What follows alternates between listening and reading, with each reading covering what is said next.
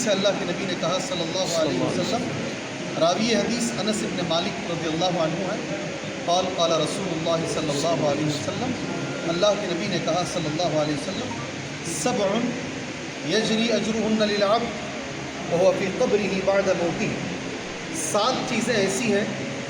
آدمی کو اس کے مرنے کے بعد بھی اس کی قبر میں اس کا ثواب ملے گا۔ پہلی چیز اللہ کے نبی نے کہی صلی اللہ علیہ وسلم، من علم علما، کسی کو علم سکھا دے آدمی، وہ مر بھی گیا تو اس کا ثواب اس کو مرنے کے بعد بھی ملے گا۔ او اجرا نہرا، یا کوئی نہر جاری کر دے، او حفر بئرا، یا پھر کوئی کنواں کھدوا دے، او بنا مسجدا، یا مسجد بنا دے، او غرس نخلا، یا کھجور کا ایک درخت لگا دے، او ورث مصحفا، یا کسی کو مصحف کا وارث بنا دے، او ترک ولدا یستغفر له بعد موتہ، یا ایسا بچہ چھوڑ کر جائے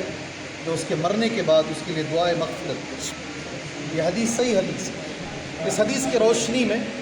آدمی کے مرنے کے بعد بھی جو عمل باقی رہتا ہے، جو ثواب باقی رہتا ہے، 7 چیزیں اللہ کے نبی نے کہی ہیں، ان میں سے ایک اہم چیز ہے اللہ کا گھر بنانا۔ آج ہم جس گھر میں بیٹھے ہوئے ہیں تقریباً 500 سال پرانا گھر ہے، ہماری